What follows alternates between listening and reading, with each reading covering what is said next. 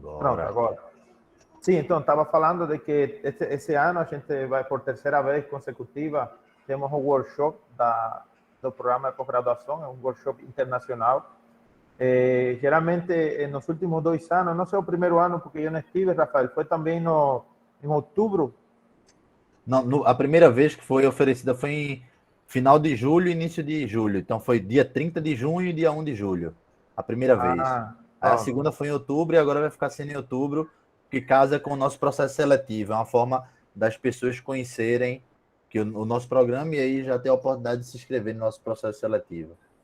E está sendo muito bom, a gente está tendo muitos estudantes inscritos. Inclusive, esse ano queremos fazer algo híbrido, em um terceiro dia do evento, fazer algumas coisas presenciais, sabe? Alguns mini cursos, e assim, tentar colocar alguns banners também que quisiera apresentar. Quem quiser apresentar o trabalho em formato de banner, vai ser bem interessante. Vai ser 19, 20 e 21 de outubro. Vai ser 3 dias. 2 dias online e um terceiro dia que vai ser presencial. Então, boa tarde a todos.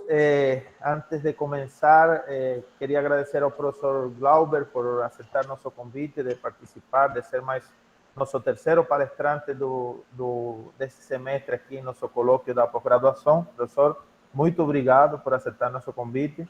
Professor Glauber, conheci através de uma professora de Teresina. Na verdade, hoje, como todos aqui, estou conhecendo pessoalmente, assim, primeira vez que temos essa interação a través de videollamada, mas às vezes que começamos via WhatsApp e o que hemos conversado tem sido muito positivo e tudo em função de melhorar a ciência. E o professor Glauber é bem ativo nessa parte da ciência. E então, para que vocês conheçam um pouco sobre a trajetória do professor Glauber, ele possui graduação em Engenharia Mecânica Industrial pelo Instituto Federal de Educação e Tecnologia de Maranhão. Ele é mestre em Engenharia Aeronáutica e Mecânica pelo Instituto Tecnológico de Aeronáutica, nesse caso o ITA, e também é doutor em Engenharia Mecânica pela Escola de Engenharia de São Carlos, na Universidade de São Paulo. O professor também é atualmente coordenador e professor adjunto 3 e pesquisador do grupo do curso de Engenharia Mecânica da Universidade Federal de Maranhão. É professor permanente do mestrado em Engenharia Mecânica e professor colaborador dos mestrados em Meio Ambiente e Engenharia Aeroespacial da UFEMA, né? Chamam assim vocês lá, professor? UFMA. UFMA. Isso. Ele também é consultor de Comitê de Assessor Técnico Científico e de Bolsa de Produtividade e Pesquisa na modalidade de Jovem Doutor da FAPEMA e é vice-líder do Grupo de Pesquisa em Engenharia Mecânica e coordenador do Laboratório de Processos de Sistemas Térmicos, também da UFMA. É membro do Núcleo de Acadêmicos da Associação Brasileira de Recuperação e Energia de Resíduos e do Comitê Científico da Sociedade Brasileira de Cientistas Católicos, coordenador do projetos fomentados pela CNPq e pela FAPEMA, e tem experiência na parte de fenômeno de transporte, mecânica dos fluidos, transferência de calor e de massa e termodinâmica, assim como em simulação numérica de sistemas térmicos. Também utiliza vários materiais lignocelulósicos, ou seja, neste caso biomassas, ou resíduos sólidos para a produção de bioenergia e biocombustível, e também tem experiência na parte de caracterização térmica e físico-química desses materiais por diversas técnicas analíticas, cinética, neste caso trabalha também na parte de cinética química das reações, e também trabalha na parte de emissões gaseosas e formação de poluentes, ou seja, de poluentes em diferentes processos termoquímicos. O professor Glauber, ele também tem vários trabalhos em toda esta área de pesquisa na qual ele vem se dedicando, tem vários projetos aprovados em diferentes organizações, revisor de vários periódicos internacionais, também orienta vários estudantes de mestrado e doutorado dos programas que foi mencionado. Então, professor, muito obrigado mais uma vez por aceitar nosso convite e agora cedo a palavra para você para fazer sua apresentação. Ok, professor Ramon, muito obrigado inteiramente pelo convite, né? Boa tarde a todos. E deixa eu colocar minha apresentação para a gente conversar um pouquinho sobre o que eu trouxe para mostrar para vocês.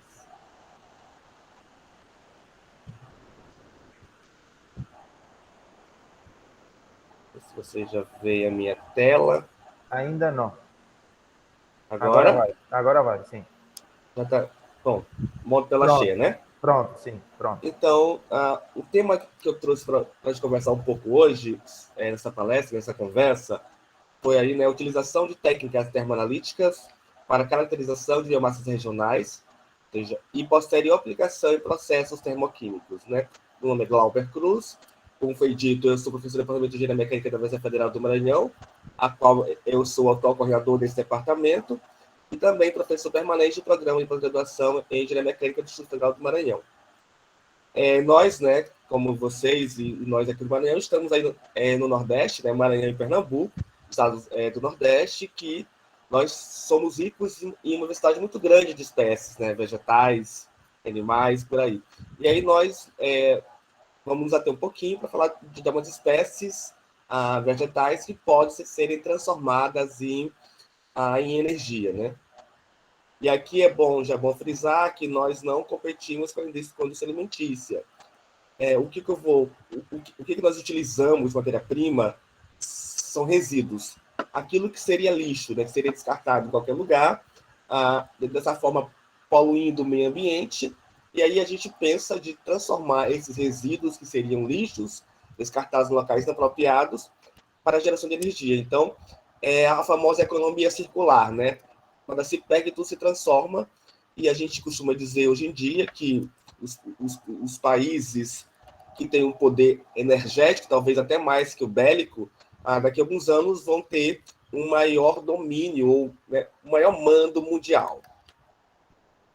Então, dito isso, aí na minha introdução um pouquinho desse trabalho, eu trago aí, começando a apresentação, né, a minha introdução, que eu vou começar a falar com vocês, como esse trabalho foi justificado, o porquê da causa, né, que eu até já comentei, é o pensamento, né, socioambiental e também, obviamente, que econômico, de transformar o que a gente acha que é lixo, né, e o que está poluindo o meio ambiente, está degradando solo, ar e água, e também a gente tem um planeta habitável, né, para os nossos filhos e netos daqui a alguns anos. Então, se nós não nos preocuparmos com isso desde agora, futuramente não teremos a planeta Terra como conhecemos hoje, né? Então a gente já tem que se preocupar com isso desde já.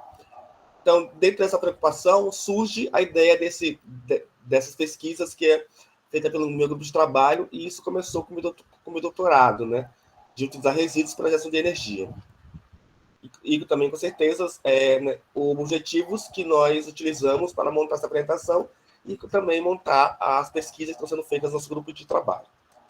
Bom, como nós sabemos, nós tivemos uma grande demanda, né, demanda populacional e, consequentemente, a verticalização né, das grandes cidades, uma demanda demográfica muito grande, muita gente consumindo demais, então o consumo exacerbado é aí um agente, né, antropológico que causa um certo desgaste ambiental e, consequentemente, nós que somos aí da área tecnológica, né, somos da engenharia, da ciência, a gente sabe que a tecnologia é muito boa, né, mas ela, de uma forma não adequada, digamos assim, ou sustentável, ela vai causar emissões de gases poluentes e, consequentemente, aumentar a poluição, trazer problemas à saúde humana de animais e plantas. Então,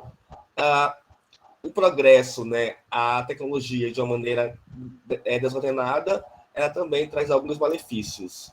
E, consequentemente, com alguns exemplos disso, eu trago aí né, o desmatamento, né, das florestas, e a gente tem visto isso muito atualmente, né, nossa Amazônia perdendo hectares, né, de floresta. Problema sério, né, na região norte-nordeste do nosso país são as queimadas, né, as queimadas para a agroindústria, né, para o agronegócio também, que é outro é outro ponto. E, consequentemente, também outro fator aí, né, ultimamente também bem falado, que é o derramamento das calotas polares, causando, né, inundações nas cidades costeiras e por aí vai. Então, é esse conjunto de fatores que ultimamente causam aí certos passivos ambientais. E aí nosso trabalho ele está preocupado de minimizar esses danos ao nosso planeta para termos um planeta Terra para os nossos filhos, netos e por aí vai. Então, nosso trabalho ele reside nessa preocupação, né? Nossa ação. E aí, um outro fator que também agora está muito em alta, né, que é o aumento dos combustíveis, né? Então, outro fator também preponderante nessa pesquisa é achar alternativas ditas sustentáveis que possam facilitar a produção de novos combustíveis de forma renovável, né? E também limpa. Que a gente sabe que o conforto de eu ter um automóvel, né, para poder, né, me deslocar da minha casa para o trabalho e vice-versa, ou também para o meu lazer, é muito interessante, mas esse meu automóvel, ele é movido a combustível fóssil, que emite gases poluentes que danificam e formam os famosos gases de efeito estufa. A gente já viu também vários casos de derramamento de óleo, né? Aí mata aves, peixes, etc. O carvão, né, mineral também, que é outro agente poluidor, e o gás natural também, que, claro que isso tudo são meio que nós utilizamos no nosso dia a dia, mas que precisam ser usados hoje com uma certa parcimônia, né? Então, por isso que a ideia da gente ter um combustível ou um biocombustível, né, que possa substituir parcialmente. E aí, nesse sentido, o nosso trabalho está incluído, né? Nós desenvolvermos biocombustíveis que possam substituir, mesmo que parcialmente, os combustíveis fósseis. E aí, a gente traz aí a nossa matriz, né, brasileira, energética, e nós sabemos como ela é composta. Aí a gente está vendo que nós temos que ela é a maior parte, e que bom, né, que a maior parte dela ela é formada, né, de hidráulica, ou seja, ela é sustentável, né, ela é renovável, porque a água que a gente usa nas elétricas né, renovável. Então, nossa brasileira, uma parte dela, 65% é hidrelétrica. Nós temos aí a energia solar, a energia eólica, que aí para nós aí norte e nordeste, né, solar e eólica, nós estamos aí também, deveríamos estar no patamar, né, porque nós temos sol e vento o ano todo, né, comparando aí com países da Europa, que só veio um sol a cada 3 meses, nós temos 12 meses, né, 365 dias de muito sol. Chove, mas isso não impede de ser gerado energia solar de maneira nenhuma, né? Nós temos aí o carvão e seus derivados, gás natural, energia nuclear, mas onde eu vou me ater é nessa partezinha aqui em verde, tá? Que são as biomassas, e esse trabalho, nas pesquisas, elas estão inseridas nessa parte da nossa energia, nossa matriz brasileira. Então, nossos trabalhos, eles todos vão... Esse trabalho que eu trouxe, eles todos estão centrados. A gente tem trabalho também que orienta na parte solar, mas não trouxe essa parte hoje. Ok? E aí, como eu já comentei, né, as biomassas fazem parte do nosso escopo dessa pesquisa. E aí eu convenho, né, ressaltar que nós trabalhamos aquilo que é resíduo, né? Se eu pensar a nossa maior biomassa brasileira, que é a cana-de-açúcar, né, que gera álcool, que também é o nosso combustível, né, o etanol, e também açúcar e outros derivados, mas ainda tem um bagaço. Então, quando a gente pensa em biomassa brasileira e até mundial, né, a gente que é da área vê vários artigos quase diariamente que utilizam bagaço de cana. Isso, né, não só Brasil, Europa, Ásia e Estados Unidos, por aí fora. Então, temos algumas biomassas aí que eu trouxe que são mundiais, que é como a madeira, o girassol, aí para os Estados Unidos, um pouco do Brasil, né? oliva, né, ou azeitona, que é muito comum para a Europa, Portugal, Itália, precisamente, milho, Estados Unidos, algodão, Estados Unidos, né? E também a gente tem alguns trabalhos aí, né, na Ásia, Paquistão, já pensando em desenvolver bioetanol usando a cannabis. Então, nós temos uma gama de materiais. Obviamente que, como eu falei agora, a gente não compete com a indústria alimentícia, então a azeitona ela vai ser feita, vai ser usada para fazer óleo, também o girassol, o milho, fazer combustível, o algodão, mas sempre sobra o resíduo desse processo, né? Então, para a gente falar em economia circular, onde eu posso utilizar tudo do processo e nada se perder, tudo se transformar em energia ou bioenergia, nós usamos o resíduo. Então, vamos supor não, né? A indústria madeireira, quando fabrica seus móveis, sobra aquele pó de serragem, né? Isso ainda pode ser usado em um processo de queima para geração de calor e gás. A indústria de óleo, né, que a gente chama que sobra que a gente chama de cake, um bolo, né? Um bolo depois que você fabrica o azeite, ainda tem um grande poder energético. Então, nada é tão lixo que não seja para aproveitar. Então, a gente brinca que nosso grupo de pesquisa transforma o lixo em energia. E essa é o nosso objetivo dessa nossa pesquisa. E aí, já indo para a parte, né, desse trabalho, já fizemos uma introdução, o que esse trabalho tem, né, de objetivos, o que ele traz de tecnologia ou de inovação. Nós partimos, né, para usar biomassas maranhenses. Então, a ideia é que nós tenhamos, daqui a uns 5, 10 anos, à frente, um portfólio de biomassas, não só maranhenses, mas talvez norte e nordeste, que possa ser utilizada. Nós já temos algumas, eu trouxe aqui algumas, que nós já temos toda a sorte de visita, tá?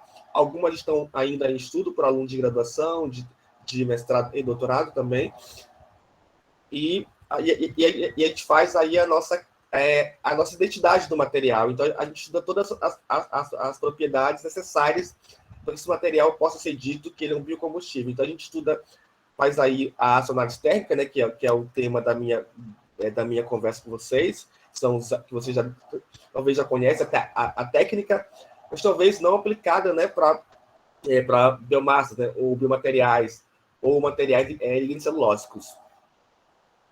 A estrutura física disso, porque essa estrutura física do material interfere na queima e também na geração de poluentes, então a gente faz o MEV, o DRX, o FTIR, né, em infravermelho, e aí, claro, né, todo combustível tem a sua identidade, né, que aí para o combustível, os combustíveis fósseis, eles são ricos em carbono, né, hidrogênio, nitrogênio e enxofre, né? Eles não têm oxigênio, né?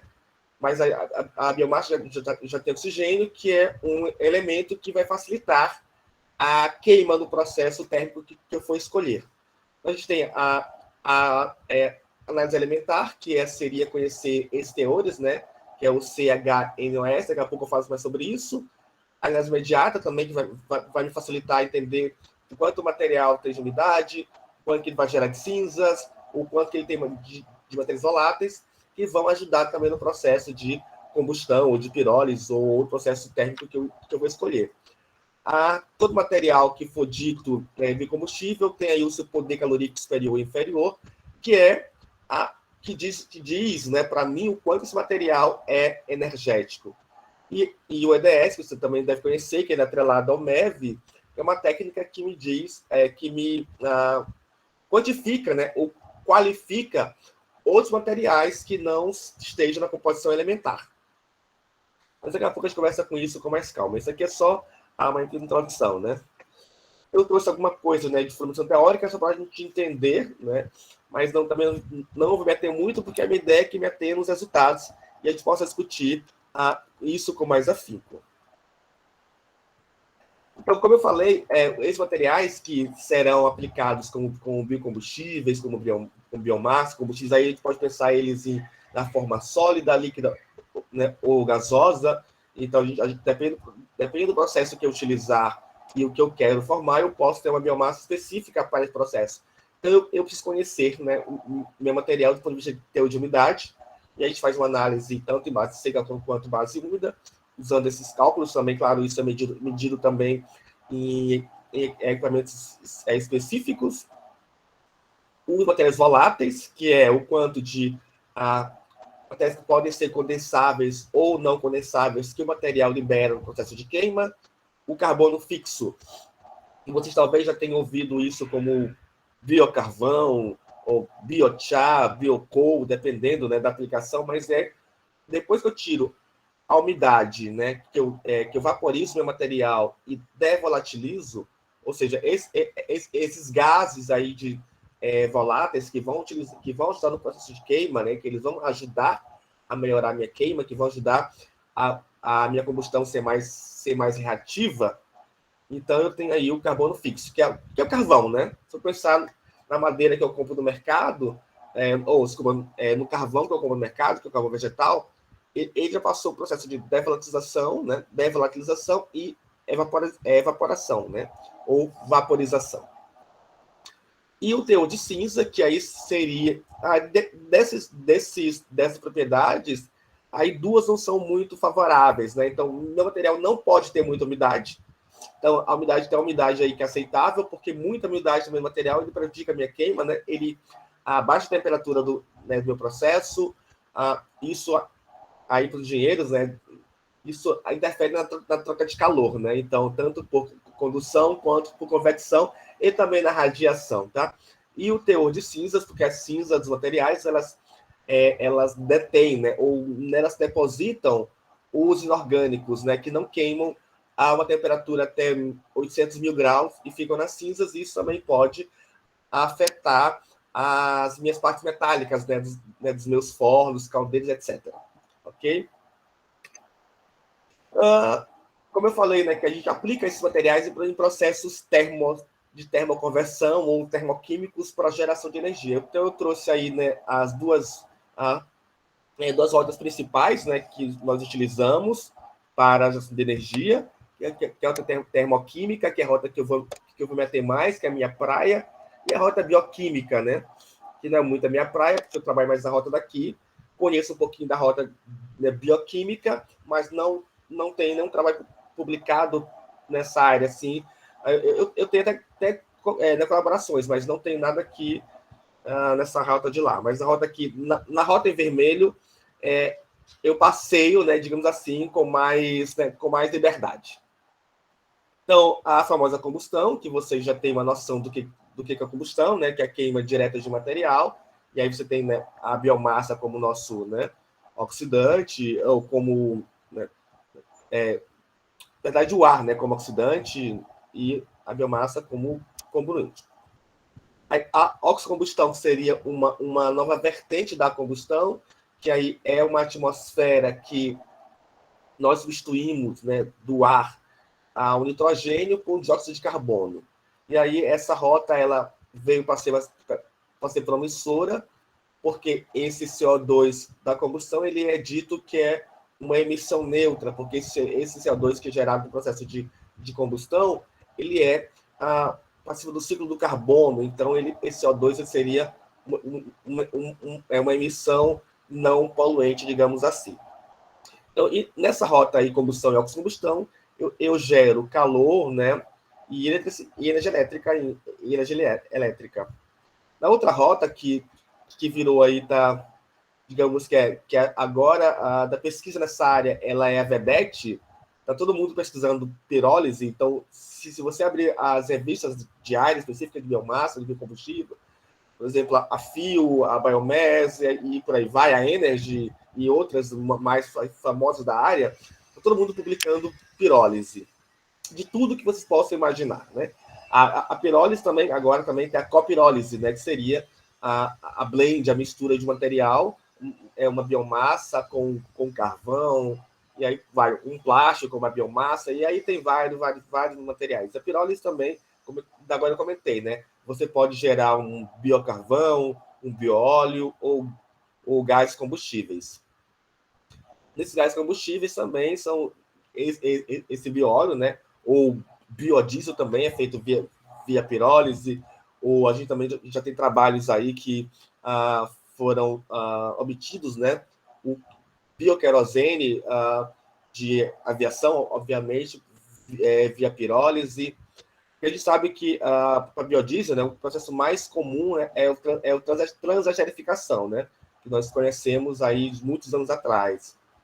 Mas também a pirólise já está sendo utilizada para tudo isso, né? E, obviamente, que isso é feito em reatores apropriados. A gaseificação, que ela também é, digamos, aí uma derivação, né? Tanto da combustão quanto da pirólise, mas aí o que difere da pirólise para a gaseificação é a temperatura, né? A temperatura de operação.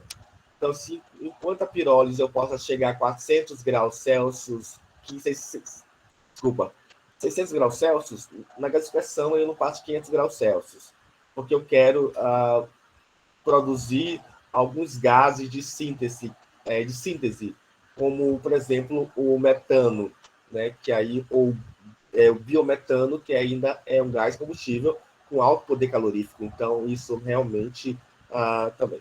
E aí, outro processo também é muito comum, né, talvez conhecido por todo mundo, é o Fischer-Tropsch, que também pode ser utilizado para gerar esses gases de síntese, né, o CH4, H2, né, e agora alguns trabalhos já trazem aí, né, o hidrogênio, ou hidrogênio verde. Então, né, gaseificação, processo, e vocês vão ver vários trabalhos, por exemplo, com microalgas, com lodo de esgoto.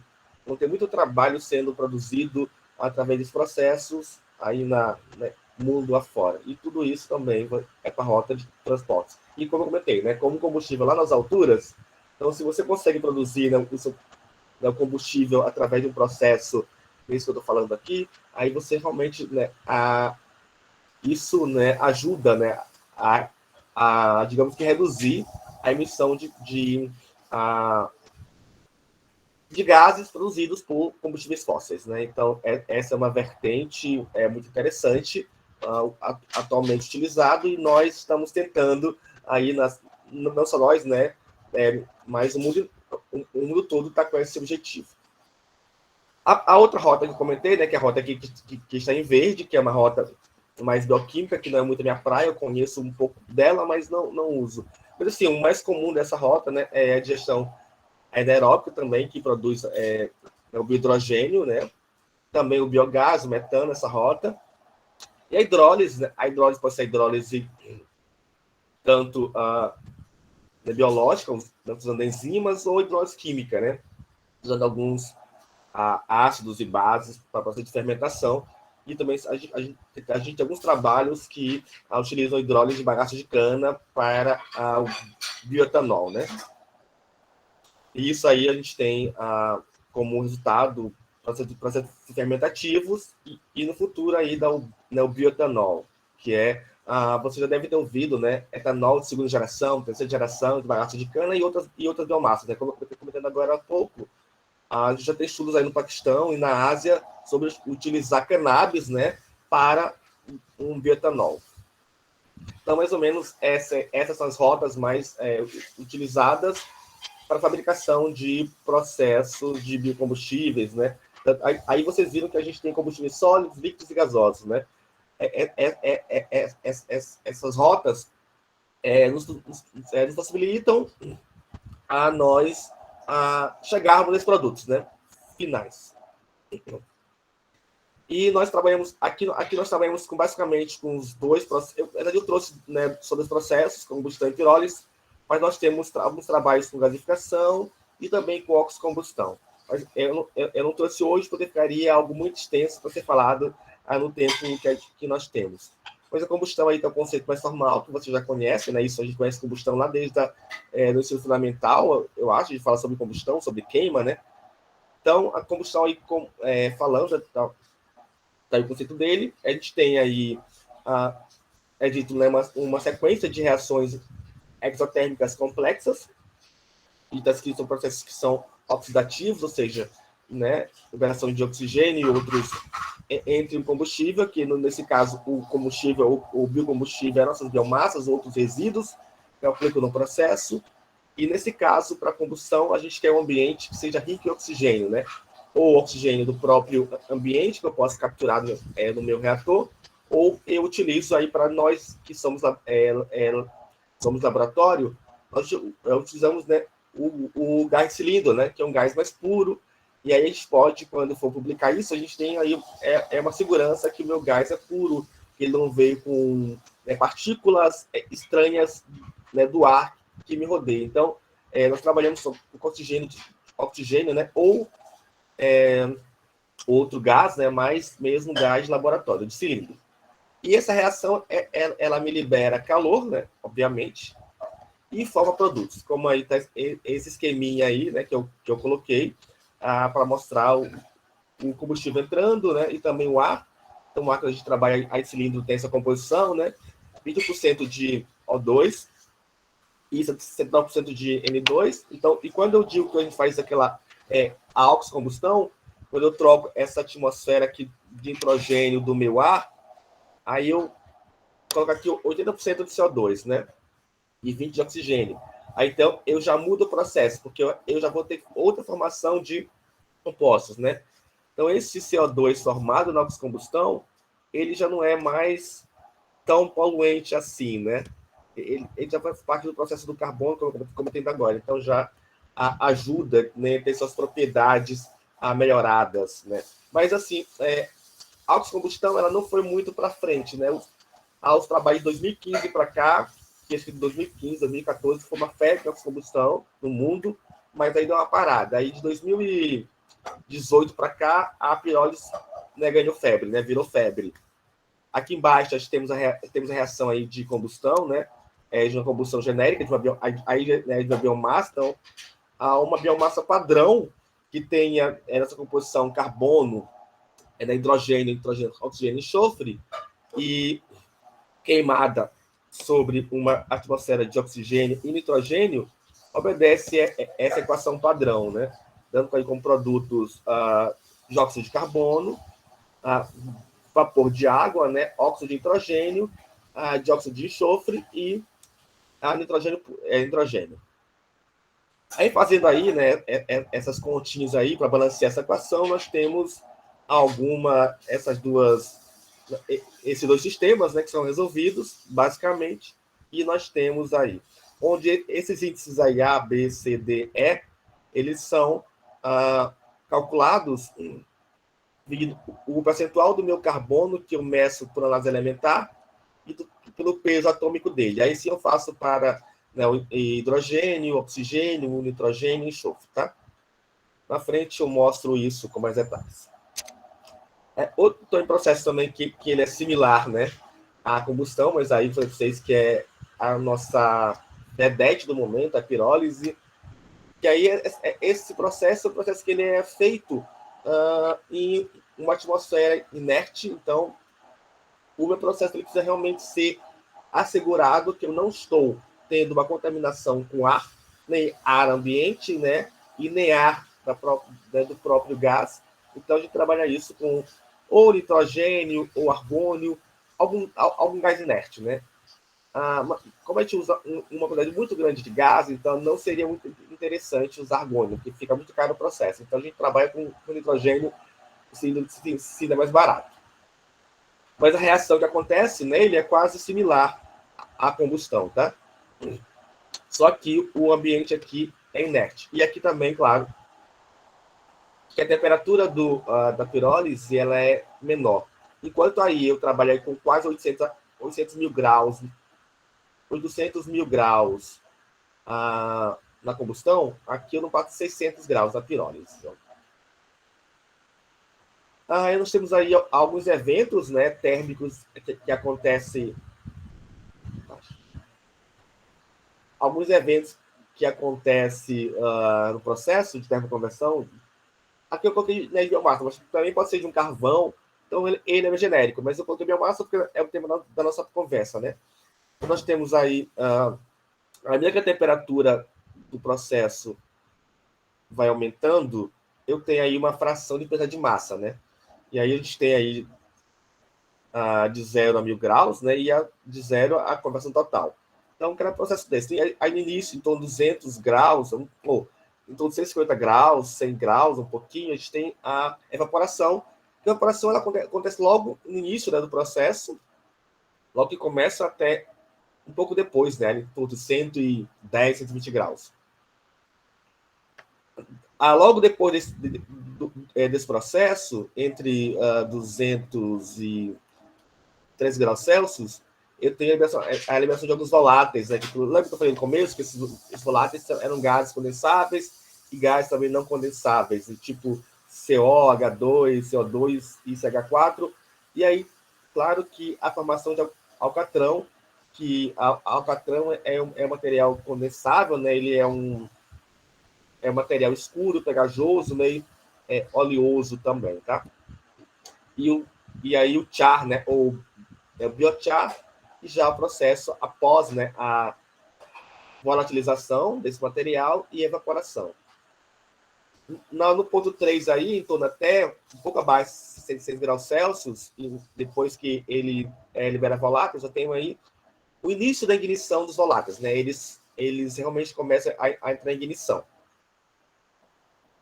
Obviamente que esse processo no reator ele acontece quase que simultaneamente, né? Então, isso aí a gente sabe que acontece, mas no momento do processo em si, isso acontece naturalmente e simultâneo, tá? Em torno aí já de 800 graus Celsius, abaixo disso, nós temos esses voláteis, eles começam agora já queimar, né?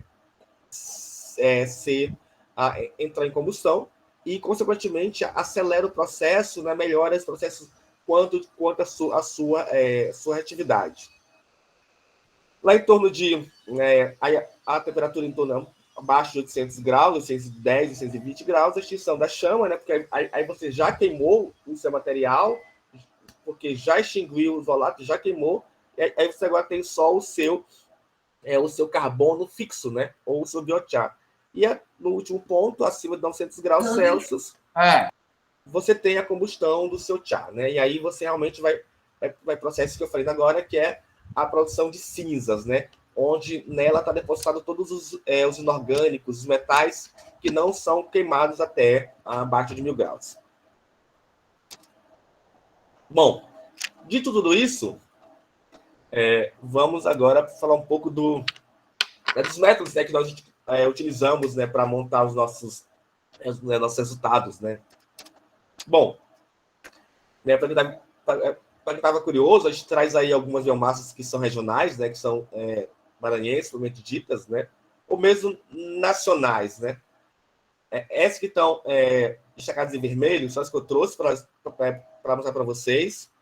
E essas já estão concluídas, né? Já foram trabalhos. A isca de peixe foi do mestrado, que defendeu ano passado. A casca de mandioca foi de outro mestrando, que também já defendeu. Agora ele já é doutorando, já está quase para terminar. O bagaço de cana foi da minha tese de doutorado, então os resultados da minha tese. Até porque, como eu falei agora, o bagaço de cana é o nosso cartão postal brasileiro de quando fala de biomassa. Então, todos os trabalhos costumam comparar com ela, né? Ela tem vários estudos e já está bem consolidada. Então, se você quer fazer isso numa biomassa nacional ou mundial, você precisa comparar com ela, porque ela já tá bem consolidada nas pesquisas mundiais. E o Canudo de Açaí, que é outro trabalho também já consolidado, já concluído, de um aluno de TCC e C. Esses trabalhos aqui do lado, casca de coco da praia, resíduo de soja, palha de milho, sabugo de milho e tal, e Ícaros Buriti, ainda tem mais outras que não caberiam aqui, mas tem os trabalhos sendo feitos por alunos de mestrandos e seis que já estão ainda no começo, ou na metade, mas ainda não concluíram todos as etapas que a gente precisa para dizer, esse material ele é viável ou não como biomassa. Mas essas 4 aí que eu trouxe já estão finalizadas, do ponto de vista de caracterização, né? A isca e o bagaço já estão até a partir da parte, né, de emissões gasosas, né, já foram feitas, então já tem dados também disso, trabalhos nossos já até publicados. O descama a gente se meteu recentemente, né, já está na parte de revisão, já está quase para ser publicado também. Foi feito em reator. Do bagaço já está, porque foi da minha tese, já foi publicado. Bom, então, como o nosso título diz, né, que é um estudo ou a aplicação de técnicas termoanalíticas para caracterização de biomassas regionais, né? Então, a gente trabalha, né, com algumas caracterizações eu falei há pouco, para a gente poder identificar, né, o material e dizer como que vamos aplicá-lo de acordo com cada combustível que eu quiser gerar, cada processo que eu quiser gerar. Então, preciso conhecer. Do ponto de vista físico-químico, a gente tem aí o DRX, MEV, infravermelho. Do ponto de vista químico, né, da descomposição química, tem a parte elementar, que são aqueles teores de carbono, hidrogênio, oxigênio e enxofre. Análise elementar é imediata, que é para aquele poder teor de umidade, voláteis, cinzas, né, e carbono fixo. E o poder calorífico, né, o quanto o material emite de energia, né, por quilograma.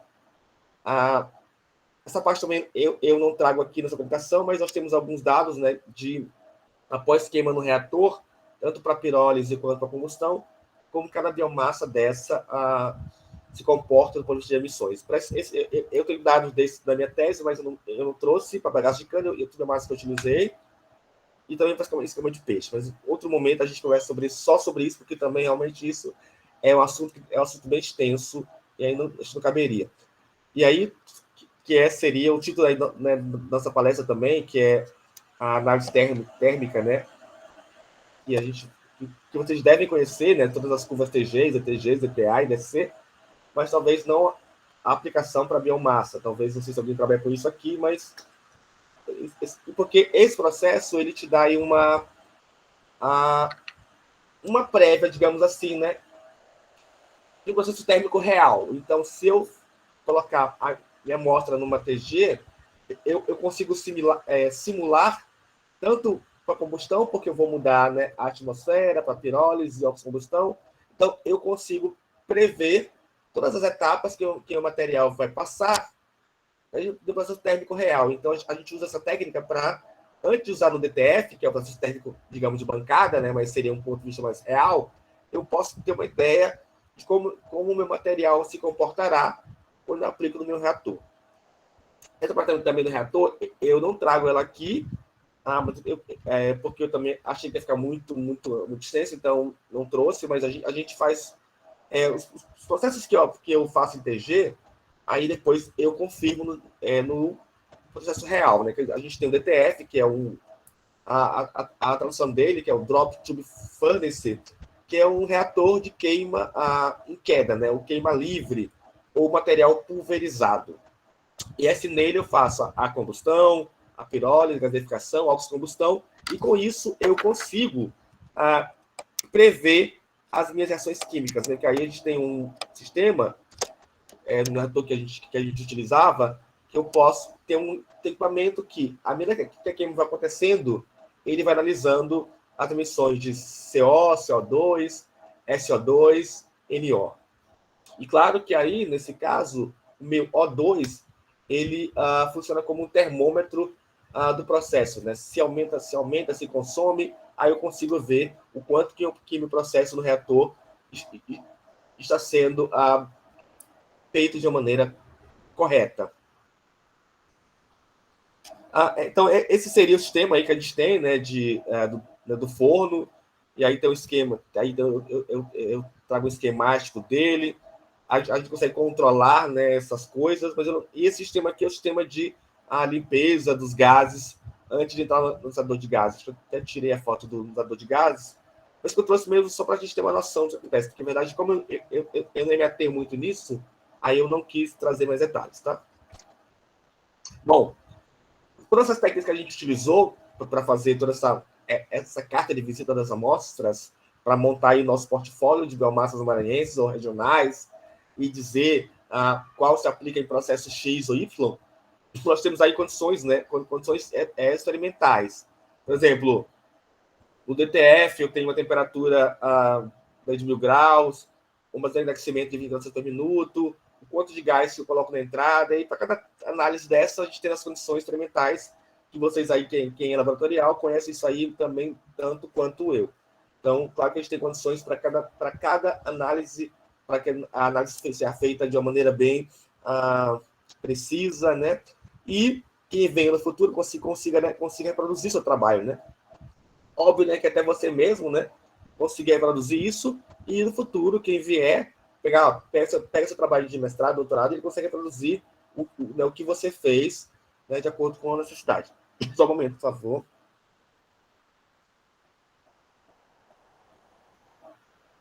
Bom, dito isso, eu chego aonde eu queria me ater um pouco mais, né? Para a gente ter uma discussão aí bacana sobre nossos resultados. Então, eu vou falar um pouco das biomassas que eu trouxe, que eu mostrei no começo, né? Que é o bagaço de cana, a escama de peixe, a altas canal de açaí e a casca de mandioca. Né, são trabalhos já publicados, e tanto meu quanto os meus alunos. Então, isso são dados nossos, né, gerados aqui no Maranhão.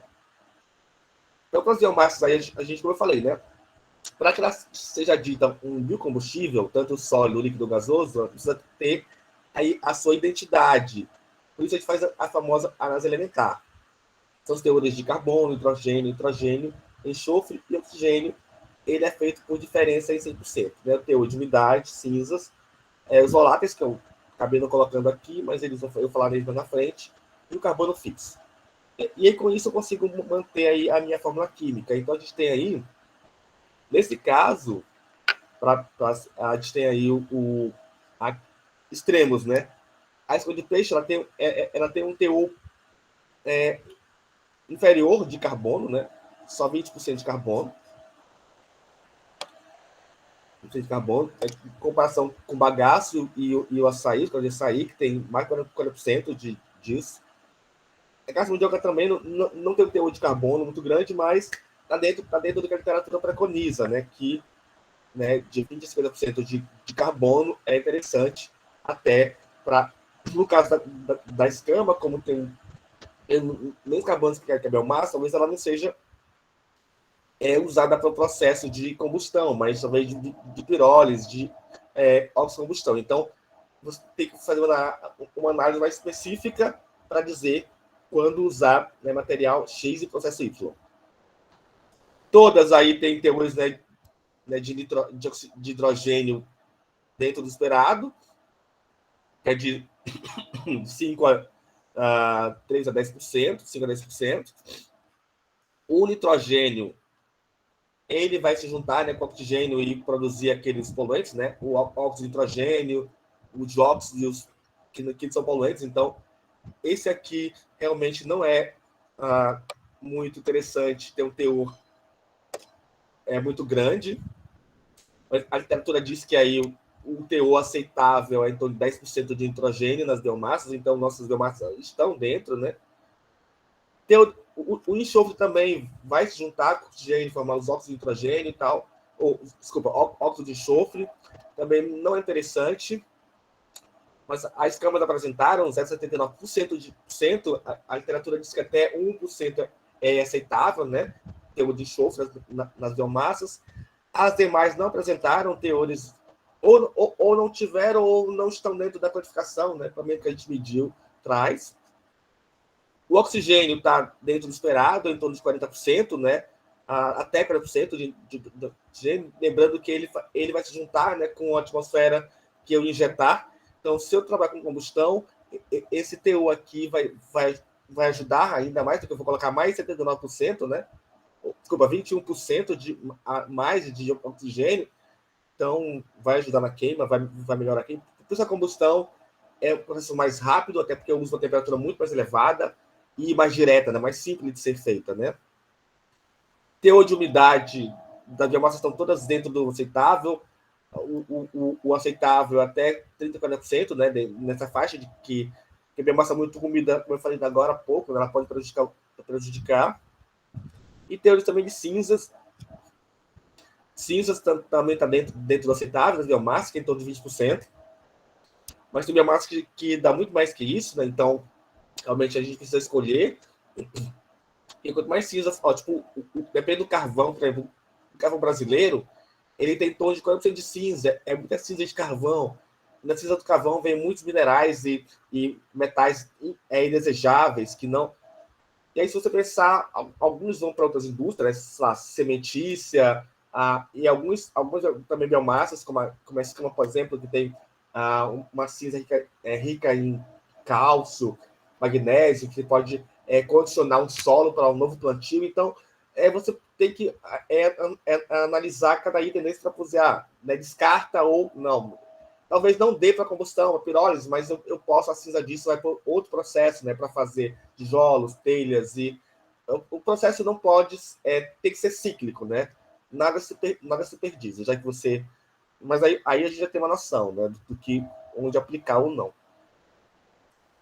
Como eu comentei agora, o poder calorífico ou a calorimetria é o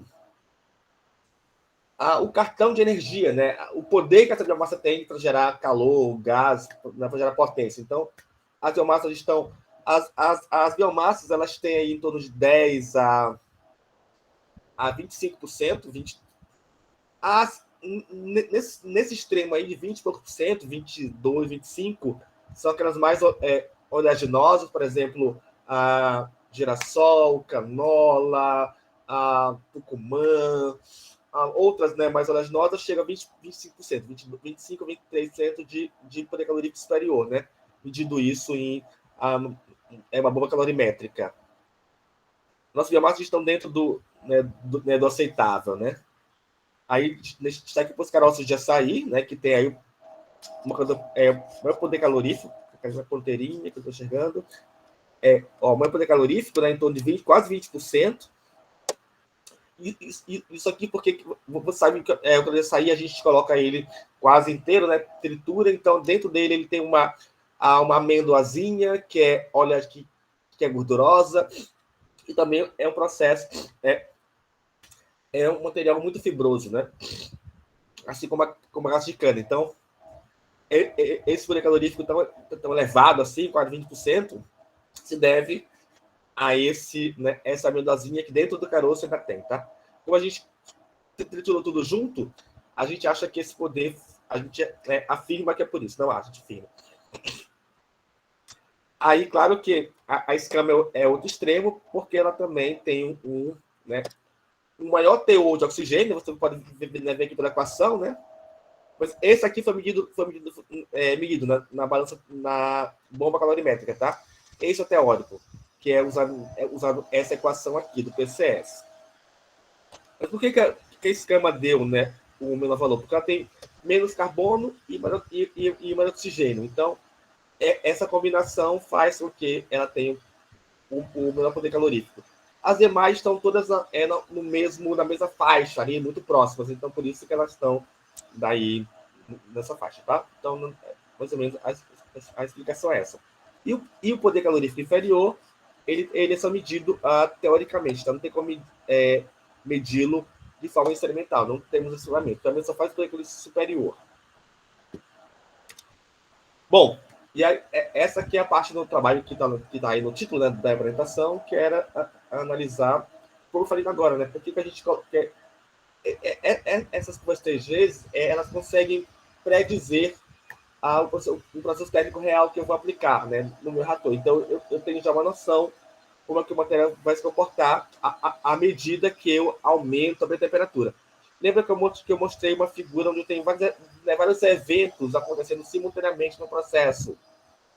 Então, aquela figura que eu mostrei lá atrás, essas curvas aqui, elas vêm reproduzir, né, esses eventos. E isso acontece no meu reator de queima. Isso acontece, né? À medida que eu boto lá, né, meu instrumento demora em torno de meia hora, 20 minutos. Então, aqui, quando eu solto a amostra, até o final, depois que ela cai toda, eu vou vendo esses passos acontecendo. Então, por exemplo, aqui, para amostra esquema de peixe e ar sintético, onde esse primeiro evento aqui, que eu não denominei, né, é a perda de umidade, que a gente viu lá aqui em torno de 10%, acontece aqui, né, esse primeiro evento. E esse aqui é o dito evento, né, endotérmico, né, que é o mesmo daqui. Se vocês virem, né, ele tem a mesma característica desse aqui. Essa curva DTA, a gente faz isso simultaneamente, a gente bota a mesma amostra, né, e o equipamento faz isso conjunto. Nesse primeiro evento, eu chamei aqui de evento 1, né, ou estágio 1, é um evento, aquele evento que está compreendido logo após perda de umidade, né, de evaporação, em torno de logo após 110, 150 graus, até 400 graus. Ele inicia logo após aqui e vai até 400 graus um pouquinho.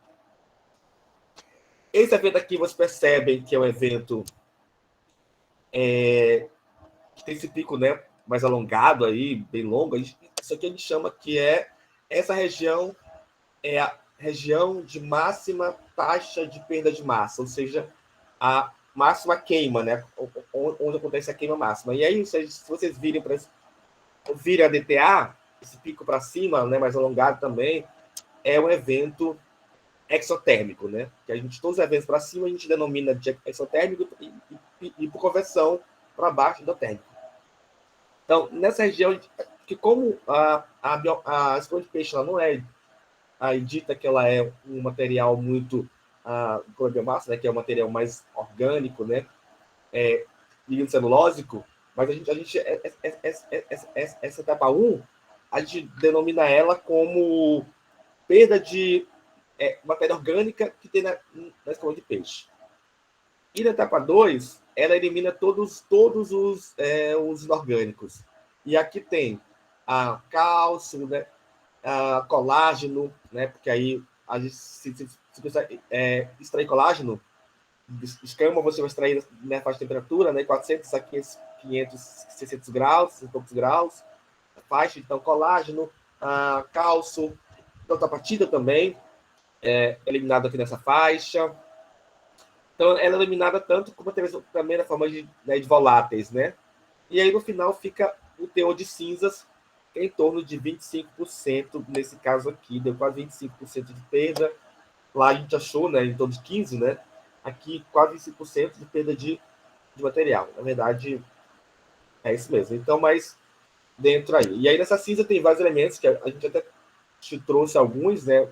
Depois teve uma análise, né, de EDS desse material, para ver o que tinha. Eu não sei se eu trouxe da cinza. A cinza acho que não trouxe, porque a cinza foi do artigo do Arthur. A gente submeteu anteontem, né? A revisão a que voltou para corrigir. Mas esse aqui foi o primeiro artigo que ele publicou ainda no mestrado, né? Que foi da metade, a parte só que ele caracterizou a biomassa. Assim, como é material bem diferente, né? A partir dele foi publicado uma excelente revista, porque é material que ninguém ainda tinha pensado em escova de peixe para geração de energia. Então, foi um artigo bem publicado, bem aceito, está sendo bem, até muito citado. Bom, como eu falei para vocês, né, que quem fala em biomassa tem que usar bagaço como comparativo, né, como referência. Esses dados estão na minha tese, que eu defendo em 2015, aí eu fiz vários processos, eu não fiz só combustão, fiz combustão, pirólise, né, e oxocombustão, mas aqui eu vou me ater mais o perfil térmico, né, que esse bagaço tem. Essa curva em azul, né, quando eu simulei a pirólise, né, na TG, na TG, no TGA, né, e aí as demais curvas, que são, e a pirólise aqui eu fiz em atmosfera inerte, né, N2, como está aqui embaixo, você pode ver, né, na legenda. As demais curvas foram feitas em atmosferas oxidantes, né, tanto de assintético, como 2 atmosferas de CO2, né, 80% e 60%. Mas o perfil térmico é a mesma. Então, independente da atmosfera inerte, oxidante, o perfil térmico do bagaço de cana tem a mesma característica. Isso a gente observa nas curvas DTG. Então, não teve uma diferença, talvez só alguma coisa em intensidade, mas observem que a perda de umidade dela praticamente está, as curvas estão todas em cima, então foi o mesmo teor, né, o mesmo valor de perda de umidade, em torno ali, a gente viu em torno de 10% de umidade, né? Então, não, abaixo disso, né?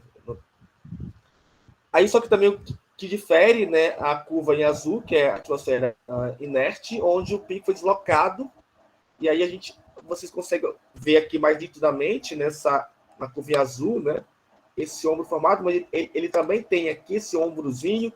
Esse ombro nos indica que a gente chama hoje de decomposição da orocelulose, que é celulose e hemicelulose juntas no mesmo processo. E essas curvas foram confirmadas pela DTA, né? os eventos exotérmicos. Aqui a gente vê dois, né, mais distintos. E nosso evento endo, que é a perda de umidade.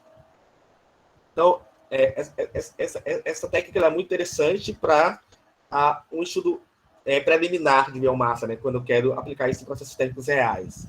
Até mesmo de bancada, né? Eu consigo ter uma análise muito legal dessa biomassa. Aqui é o calor de açaí, né? O calor de açaí também tem um perfil parecido, se vocês virem aí com o bagaço. Né? O perfil é bem certinho, né? Ó, perda da umidade. Esse evento 3, que não é visto para o bagaço, ó, é visto para o bagaço, mas é quase que está bem discreto, né? Cadê a ponteira aqui? Aqui, né? Que seria a perda da lignina, né? Da lignina está em torno de 550 graus em diante. O resto, aqui depois de 500, 600, 500 e poucos graus, é cinza. Aqui já consegue ver melhor, né? Então, mas também, aqui foi escala, né? Foi escala do aluno. Aqui deixou cortou um pouquinho, mas essa atividade foi publicada no passado. Também, esse também trabalho dele já foi publicado. Né? Dois eventos exotérmicos também, que são esses dois aqui, né? Esse primeiro que eu falei para vocês, né? Que é esse aqui não formou ombro. Por quê? Porque a gente vê a decomposição primeiramente da hemicelulose no primeiro pico e no segundo da celulose. O bagaço a gente não vê, a gente vê o ombro que diz que os dois estão decompondo simultaneamente. Como o açaí é um pouco mais fibroso que o bagaço, e eu falei agora que a gente tem aquela questão do caroço um pouquinho mais duro, e ainda tem uma amêndoa, né? Duro não é rígido, né? Rígido, ainda tem uma amêndoa, então a gente pode identificar esses dois picos aí, mas é a mesma coisa. E por último também a lignina, né? No evento 3. O evento 3 é a lignina. O evento 1 é a perda de umidade. Sempre nessa faixa de temperatura até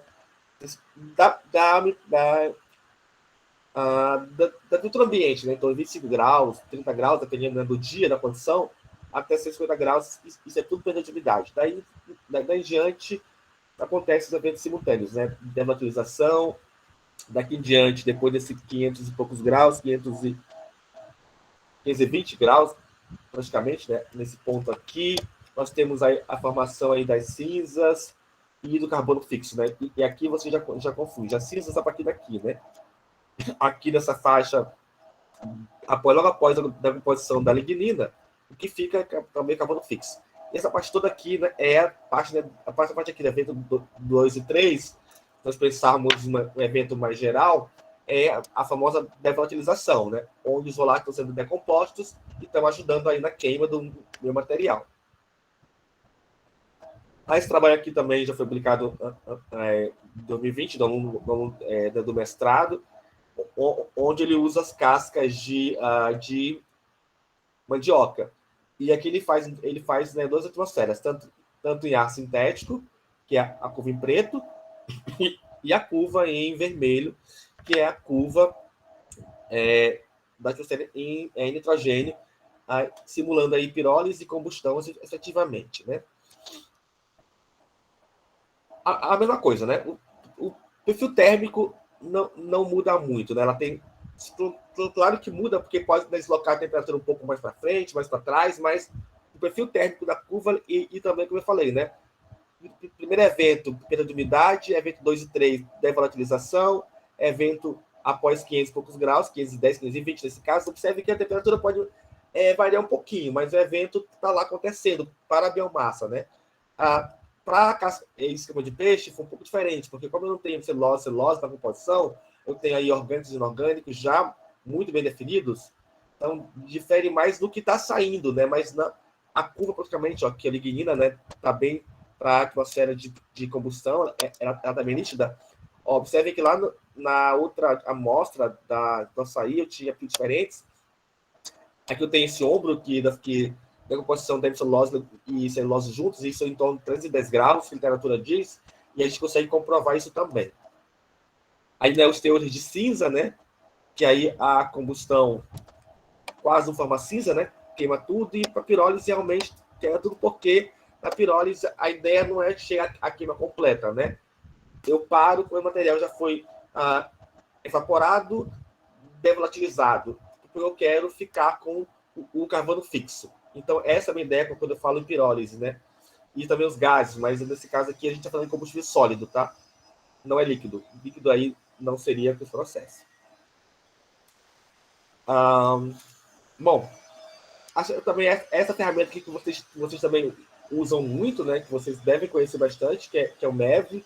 Eu trouxe para a gente ver um pouco, né, da estrutura do material, porque isso também interfere, né? Quando o material for mais fibroso, ele for mais poroso, com, né, perfurações, então isso tudo, né, vai interferir na minha queima. Então, quando isso interfere, eu preciso conhecer o material. Por isso eu falei para vocês, eu preciso conhecer o material todo para eu poder dizer quando aplico o processo X ou Y. Então, essa aqui é um médio esquema de peixe, né, em várias ampliações.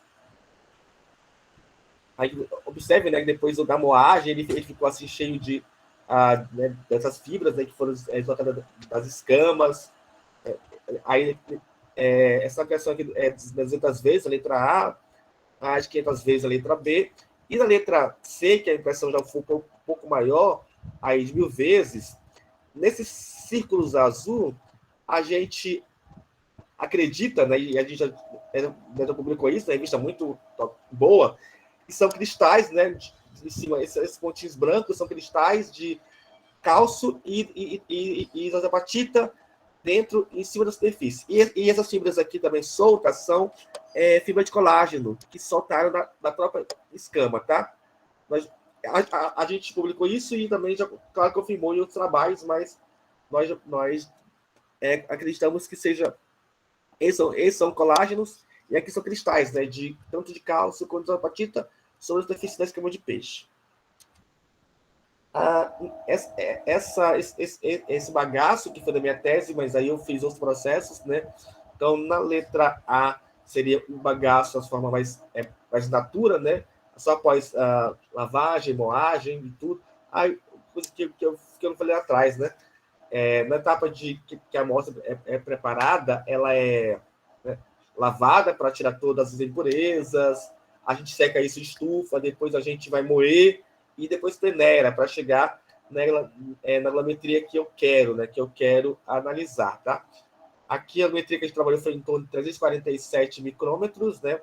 346, 350 micrômetros, né? A granulometria que a gente trabalhou para essas amostras.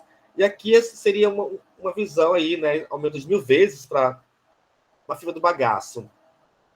Essa estrutura aqui meio, né, meio véu, né, que ele chama de uma medula, que é de medula, tipo um véu que é visto na amostra. A amostra tem estrutura, né, uma fibra mais alongada e cheia de perfuraçõezinhas ao longo da amostra. Essa amostra natura, ela passou pela combustão aí, sim, eu fiz isso no reator, né, então eu queimei essa amostra em combustão. E aí após eu colhi as cinzas, analisei as cinzas, e ela ficou com né, com esses restícios aqui, são restícios de matéria orgânica, pós-queima, e essas pedrinhas são cristais, né, cristais de quartzo, vulgo areia, né, a areia do processo que ficou. Então a gente chamou isso de cristais de quartzo, mas isso são areias que, por acaso, eu não lavei a amostra direito, tá? E aí depois que essa amostra passou por pirólise, que foi e a ideia aqui era só tirar a umidade e devolatilizar, observe que essa amostra que era desse jeito, ela ficou assim, com essa forma mais, né, digamos que derretida, né? Aqui eu trabalhei com 600 graus, então ficou mais derretida. Formou, né, uma amostra mais homogênea, né? E esses furos que a gente consegue ver são aqueles gases, né, voláteis sendo eliminados, né? Então, essa amostra ela consegue ser esses furos também. Foi isso, né? Esses gases que estavam absorvidos, né, na minha amostra, que pelo menos eu tinha dessas análises, dessas amostras, uma análise de porosimetria. que confirma isso que eu estou falando. Mas eu acabei não colocando, na verdade eu esqueci mesmo. Mas esses furos são isso, né? Esses voláteis estão sendo devolatizados, saindo da amostra no processo de combustão, de queima, né? Combustão não, desse caso é pirólise, né? Que eu fiz em atmosfera inerte, tá? Substituto de nitrogênio, isso aqui só para ter uma noção. E essa aqui são as amostras para caroço de açaí, né? Que são muito parecidas também, parece muito com bagaço, né? Então, a gente trouxe aí vários aumentos, mas as fibras do açaí parecem as fibras do bagaço. Essa análise da letra D, a gente acredita que é um pedacinho que a gente conseguiu pegar da amêndoa, tá? Esses dois aqui são as fibras, e esse a gente conseguiu capturar um pouco de pedaço do aumento. A gente tem um aumento de 5 mil vezes. Esse é o trabalho de um aluno de TCC, e sei que já defendeu, a gente defendeu ano passado. Foi, 21, ano passado. Bom, e esse aqui são as caixas de mandioca, né? Tem aí, né, alguns... Nessa primeira letra A, isso aqui a gente acha também que são ponto de silício, né, nessa letra A, alguns furos, né, ao longo da amostra. E aí também essa estrutura da letra C, que a gente tenta chamar isso de Honeycomb, né, que é uma estrutura chamada que parece, né, a colmeia de abelha, mas isso é chamado de parênquima, que é o local, né, por onde a planta recebe seus nutrientes, né? E aí na casca da mandioca essa estrutura foi identificada, né? Esse trabalho também já foi publicado na revista, realmente também muito boa. Foi o trabalho de mestrado de um aluno. Esse aluno trabalhou com a casca da mandioca, com o caule e com a folha. Trabalhou com 3 partes, né? Eu trouxe só uma porque também era muita informação. Bom, a análise de EDS, que ela vem aí, então, talvez confirmar, né, confirmar e trazer elementos novos, né, que não são vistos na nossa análise elementar, né? Porque é claro que aí, como aqui já aparece uma escama de peixe, além do carbono e oxigênio, que já vem lá da elementar, já vem aí o cálcio, né? E o fósforo. O bagaço já tem elementos aí, né? Um pouco de silício, né? Um pouco de ferro, cobre, magnésio, então outros elementos que não estavam, que não aparecem, né? Os novos. Porque também aqui eu fiz tanto na matéria natura quanto após os processos, né? Para ver o que aumentou ou diminuiu à medida que eu queimei esse material. Esse é um trabalho meu também, para minha tese de doutorado, e já publiquei esse trabalho em um artigo. Mas, na verdade, para comparar com o material in natura, que eu ter feito, né, só para ela, né, só com matéria in natura. E eu acabei deixando todas as amostras, mas os básicos, né, que também apareceram aí foi, né, o carbono, oxigênio, silício, potássio e ferro. Né? Esse é do matéria in natura. Após a queima, aparecem materiais novos, né, que eles vêm a brotar, digamos assim, né, após a queima. Não brotar, mas, né, ser exibidos, né, com mais afinco após que a gente faz esse processo de queima. Bom, e essas... para a de sair, né, aparecem alguns elementos aí também, como potássio, cálcio, fósforo, magnésio, silício, sódio. Os elementos estão também presentes, além dos 4, 5 que eu mostrei no começo, né, pela elementar, também foram conseguidos serem capturados após os processos. Também como a mandioca, né, casca, também tem potássio, tem cálcio, silício, magnésio e outros. E aí tem seus percentuais, né? E mais os 4 convencionais. E se a gente pensar em fazer uma análise mais refinada, digamos assim, que seria aquele CP, ele quantificaria outros materiais, né? Também. Que a gente não consegue. Essa técnica aqui a ADS era mais simples, né? Ela vem com alguns elementos novos, mas não é tão refinada quanto o CP. Né? O CP pega mais coisas, né? Se você precisar, aí você faz o CP, né? Para confirmar esses aqui e ver coisas novas. Bom, o infravermelho, nesse caso, a gente utilizou porque nós queríamos ver toda a questão, né, de se o material é amorfo ou cristalino, e também calcular, porque isso interfere na queima, né? Quanto mais cristalino ele for, melhor, né? Desculpa, pior ele vai ser na queima, né? Ele vai atrapalhar a queima, né? Quanto mais cristalino. Então, o material mais amorfo, ele é mais reativo, então ele queima melhor. Aí eu trouxe para o bagaço, esses outros estão na minha tese, do artigo meu, de 2018. Mas, basicamente, nós temos essas ligações aí, né? Com o bagaço e também com os demais, em torno de, né, hidrogênio,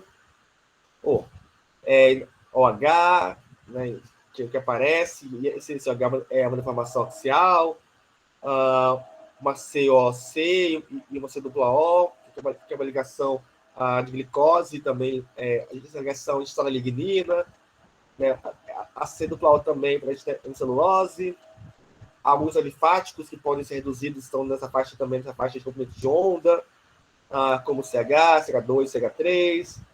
Aí, então, de 1973, a gente tem a eliminação de água, né, da amostra, e essa água pode ser aquela umidade intrínseca que pode ter na amostra, e também em torno dessa faixa aqui, entre 15 e pouco, tem uma C-C, que são os aromáticos que podem ter na lignina, tá? Trabalho também infravermelho, né, para fazer mais amostras. E aí, como eu falei para vocês, né, para a escama de peixe, a gente tem algumas ligações bem diferentes do que foi vista para o bagaço. Como aí a gente tem agora, aparecem umas amidas 1, 2 e 3 dessa região, ó, né? Aí um carbonato, fosfato, já aparece nessas amostras, né, de carbonato, fosfato que aparece para as amostras de escama, né, dióxido de carbono aqui nessa região, o eteno, CH2, né, hidroxila, NH. Então, alguma coisa que aparece nessas amostras para escama, né? Já para cabeçaí, quais são as mesmas que aparecem para bagaço? Lembra, ó, umidade dessa região, hidroxila, CO2, C-O e CC. São quase as mesmas ligações que eu mostrei agora há pouco. O que está mais diferente nesse caso aqui, para essas amostras, é a amostra de escama de peixe, que é realmente...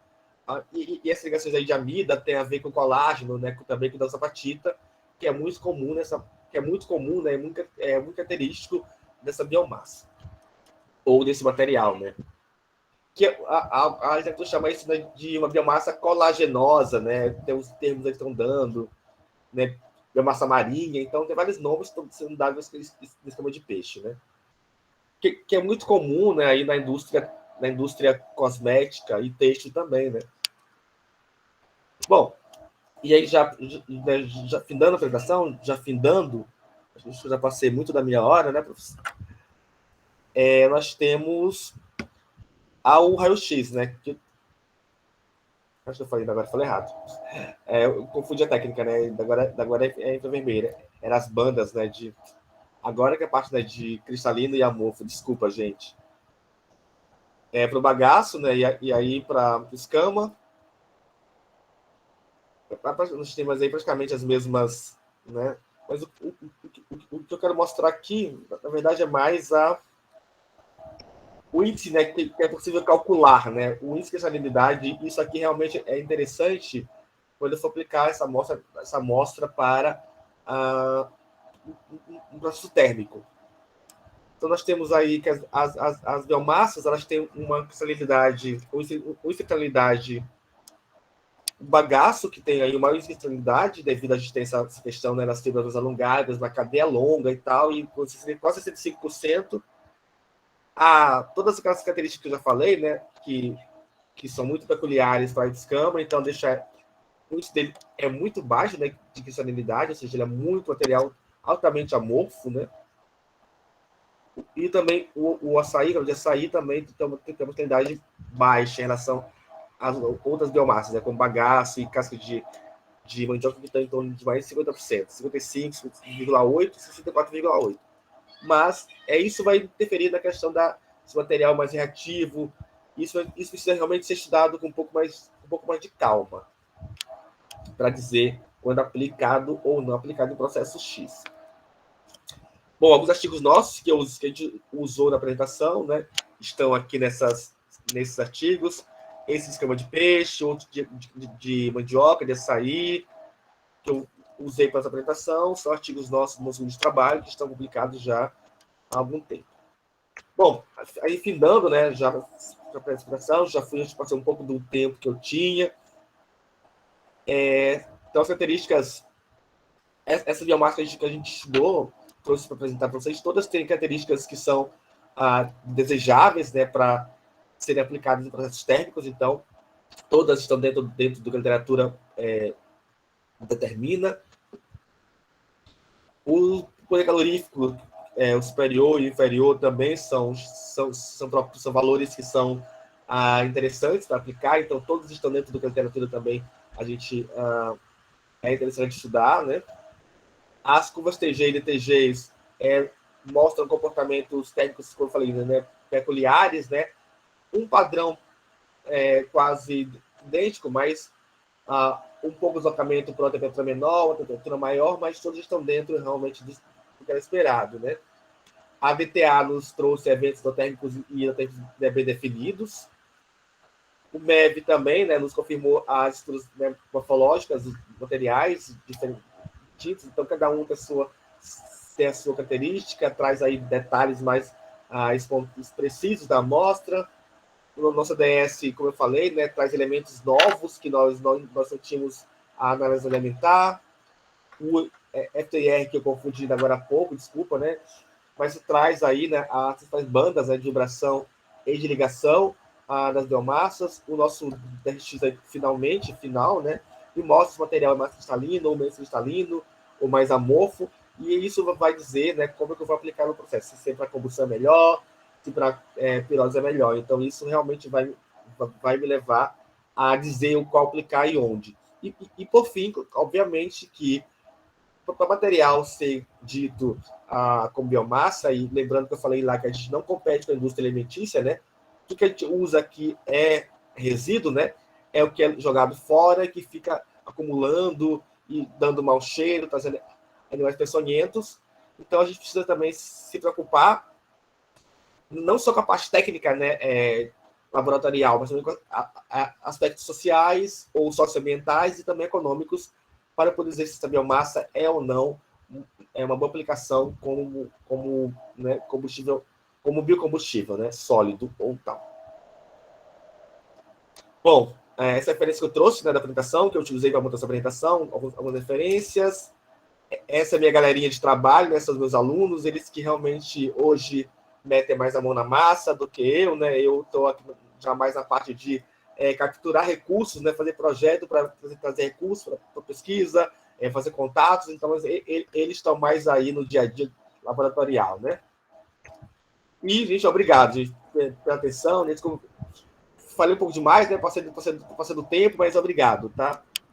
Nós que agradecemos, professor. Muito obrigado você aí pela palestra. Passei um pouco do tempo, né, professor?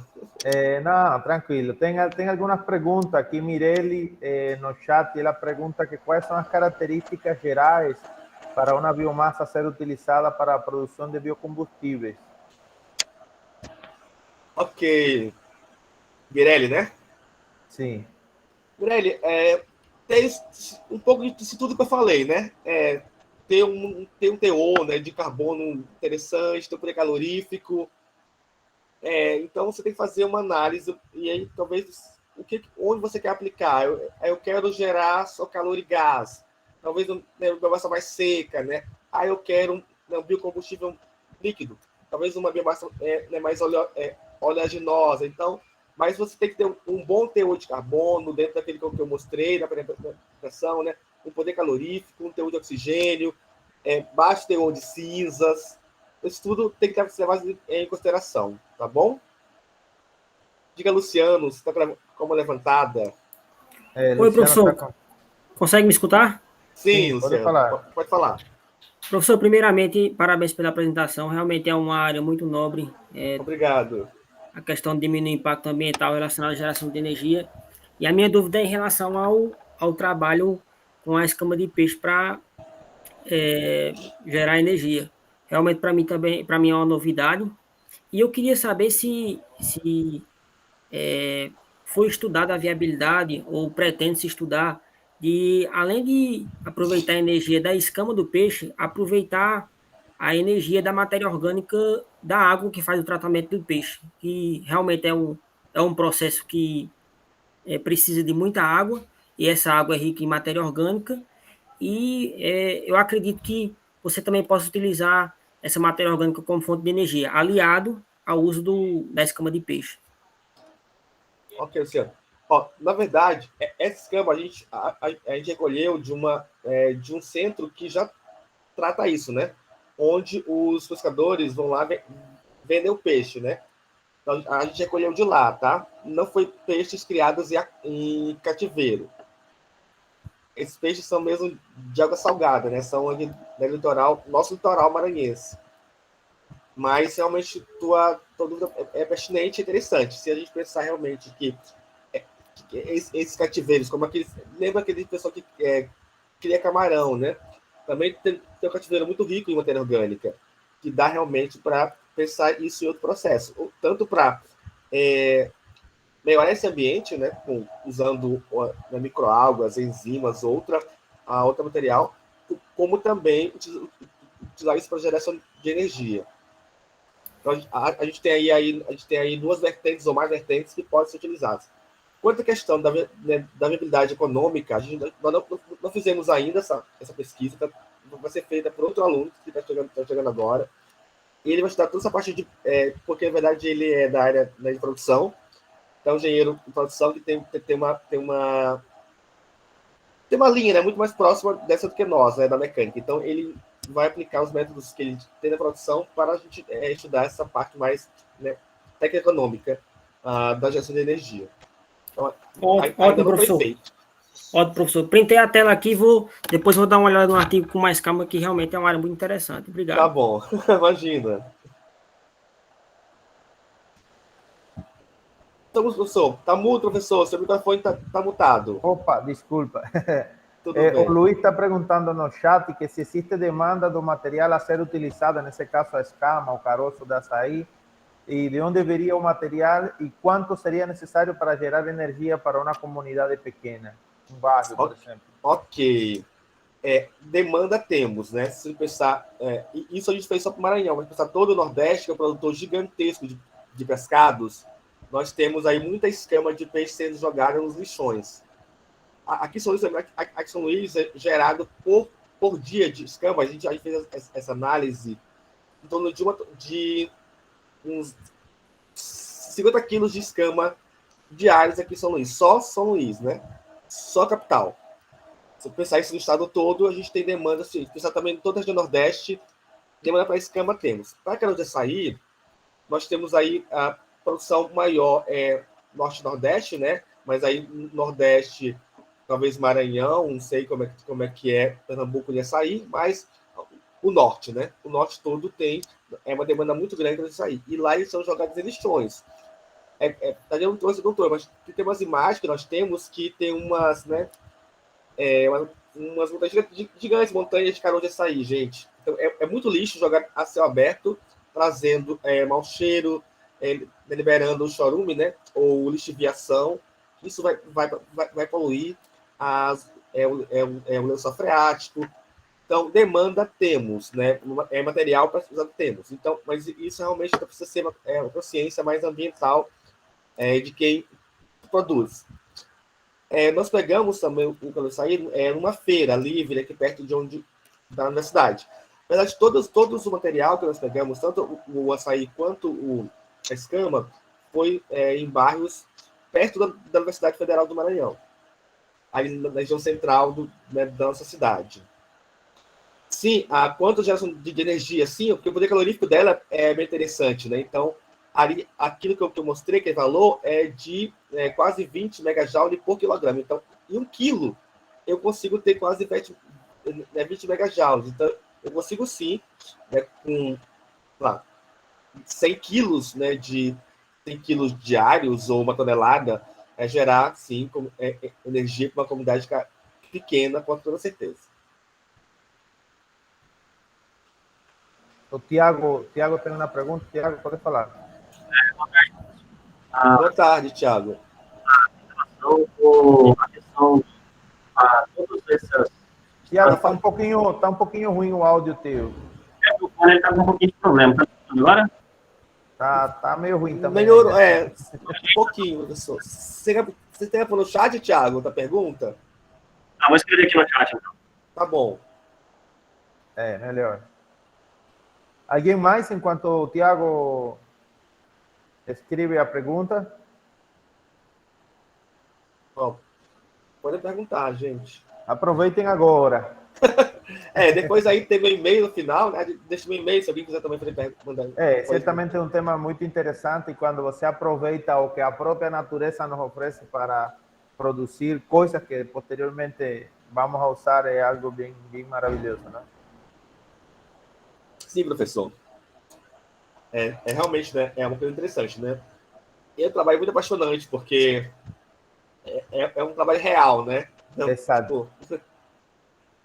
O Tiago disse que a questão dele tem relação com a geração de poluentes a partir destas substâncias do estudo. Sim.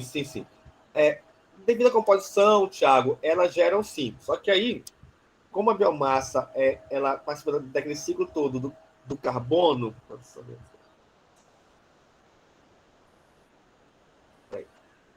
Sim, toda aquela questão do ciclo do carbono, e elas têm, né, os teores, se você comparar aí com carvão, com gasolina, com diesel, os teores de enxofre e hidrogênio são menores. Então, consequentemente, geralmente menos poluentes.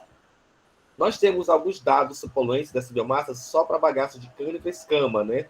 Para bagaço de cana foi da tese doutorado, já está publicado, e para a escama de peixe, o trabalho do menino foi submetido semana passada, né? Então, mas já nós temos dados. Para demais, ainda não foi feita essa parte, não, tá? E a outra pergunta, então, sim, mas se você comparar, são menos poluentes do que se você pensar no carvão, no combustível fóssil, né? E quais são os menos poluentes? Quais são as menos poluentes? Bom, das que eu estudei, né? Das que eu estudei no doutorado, as menos poluentes são bagaço de cana e cascas de arroz, tá? Que eu não trouxe aqui, mas já te adiantando que esse doutorado eu estudei bagaço de cana, a casca de arroz, semente de tucumã, que é uma bem oleaginosa, cascas de café e serragem de pinos, né, de madeireiras, tá? Então, a gente tentou mapear o Brasil aí, pegando uma biomassa de cada região, né? Norte, Nordeste, Sul e Sudeste, tá? A gente tentou mapear o Brasil. Então, a gente pegou cada região uma biomassa que seria mais característica. Do Sul foi serragem, né? Que tem muitas serralherias, né? Novelarias. E a gente tentou fazer, e aí, né? A de arroz também foi do Nordeste. A Tucumã foi da região Norte. A caça de café e bagaço foi da região Sudeste. Aí faltou a região Centro-Oeste, né? O Luiz também tem uma pergunta. Ô, professor, só fechando aqui uma outra questão. Está me escutando agora melhor? Sim, agora sim. Melhor. Legal. Sim. Aqui meu fone. Dessas que você citou, qual que seria mais eficiente em comparação com o bagaço da cana? Sim. A escama de peixe e o tucumã, na verdade, a de tucumã, por ser mais oleaginosa, aí sim, só que ela não teria uma demanda, né? Porque ela só tem uma alternativa, tá? Então aí teria que pensar se pensar em usá-la, você tem que pensar em plantar para usar, porque ela não tem umas demais, né? Que são aí tem uma alternativa. Ela tem um bom poder calorífico. Agora, do ponto de vista de emissão, ela é ruim.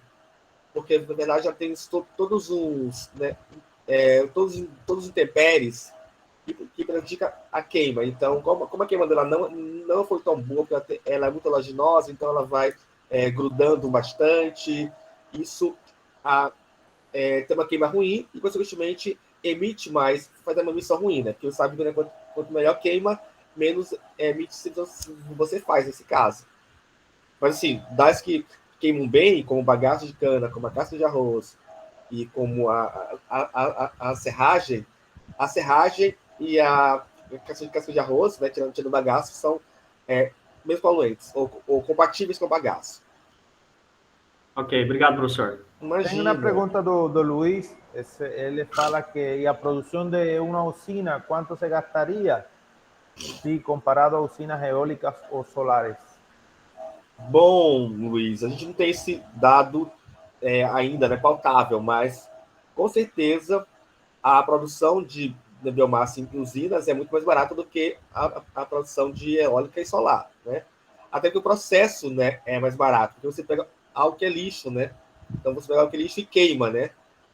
O aparato que você tem para produzir energia eólica, né? O aparato que você tem que montar isso, porque a usina está pronta, né? Ela vai ter só que se adaptar, porque assim, pensando aqui em São Luís, né? A Ambev, que é produtora de bebidas, ela tem uma caldeira que queima biomassa, ela queima casca de coco, né, juntamente com cavaco de eucalipto.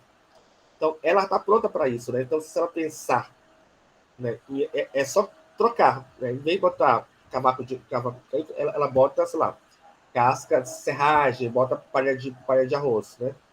Então, ela está pronta para isso. Ela não precisa montar toda uma usina eólica. Mas a eólica, na verdade, das duas que você menciona, a eólica é muito mais cara, tá? E para montar, né? Para implementação.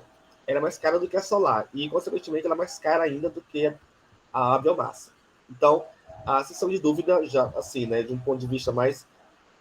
Por conhecer disso, eu te digo que a biomassa é mais vantajosa você montar. Agora, do ponto de vista, né, de poder energético, talvez aí a solar gera energia mais do que a biomassa. Do ponto de vista de geração, a solar. Do ponto de vista de custo, a biomassa, tá? Então, aí você teria que verificar qual é mais viável para você, né? O que você prefere, né? Você gera de energia e paga um pouco mais, ou gerar mais energia e paga um pouco menos. ¿Alguien más? ¿Tem pergunta? Consegui te fazer essa pergunta, Luiz? Professor, vocês estão me ouvindo bem? Sim, Mayara, pode falar. Tá. Então, eu queria perguntar mesmo como que andam essas questões das parcerias, assim, entre empresas, instituições e até comunidade, né, no sentido mais, assim, utópico da coisa, porque existem empresas que trabalham com a questão da coleta seletiva, e normalmente eles focam nos materiais clássicos voltados para reciclagem, né? Papelão, latinha, alumínio, etc. Mas eu não sei, assim, por exemplo, se existe a possibilidade, às vezes, de criação de projetos vinculado à prefeitura, para ter um incentivo, assim, porque existe a possibilidade, às vezes, de pontos de coleta fixos ou móveis, né?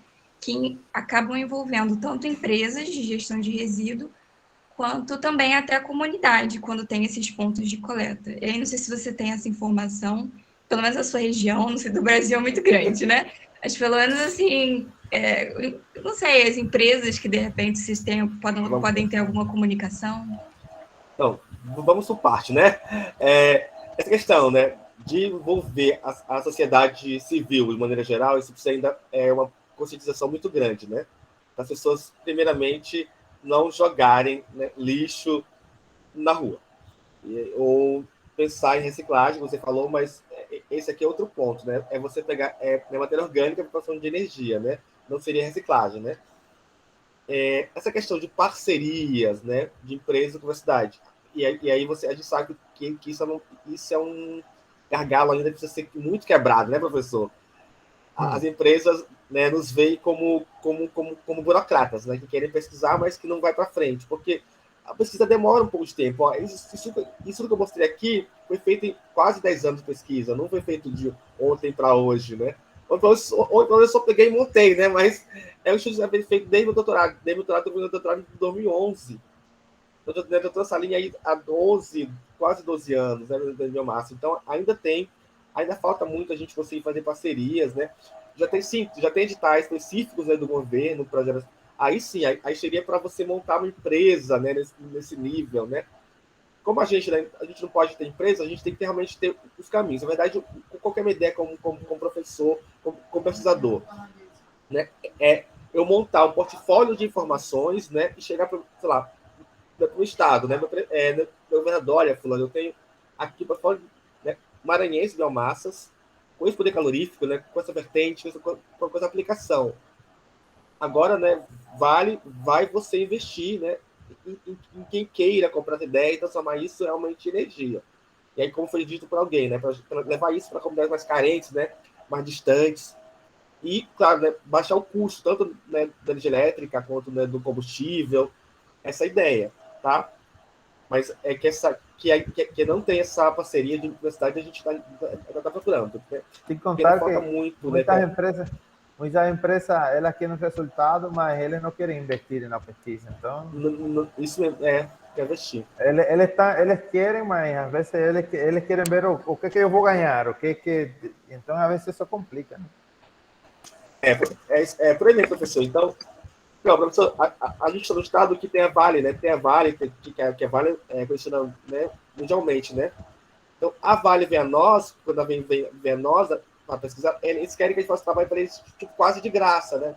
Não querem investir, não querem comprar, investir em consumo, não querem comprar equipamentos. Que acha que a gente é público, tem que fazer para eles de graça, né? Ou seja, usar todo que a gente tem de recurso, né?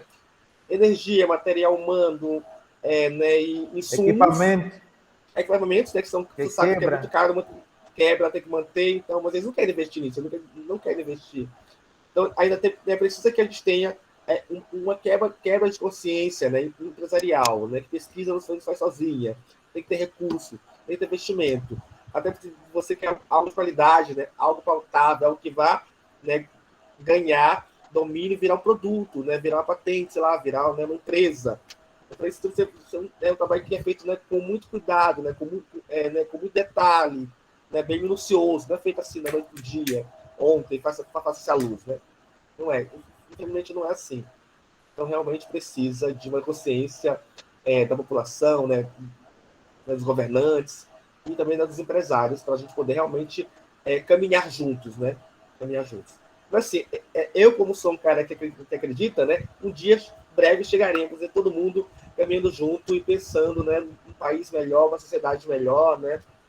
E estamos trabalhando para isso. Eu acho que arduamente para isso, né, professor? Com certeza. E vamos junto aí até quanto seja para melhorar e ajudar o Brasil a seguir crescendo, a gente trabalha. Com certeza. Alguém mais tem alguma pergunta? Então eu peço, por favor, a todos abrir o microfone e para a gente bater uma palma para o professor Glauber pela apresentação. Obrigado, gente. Parabéns, professor. Obrigado, gente. Obrigado. Le confesso que, bom, nós começamos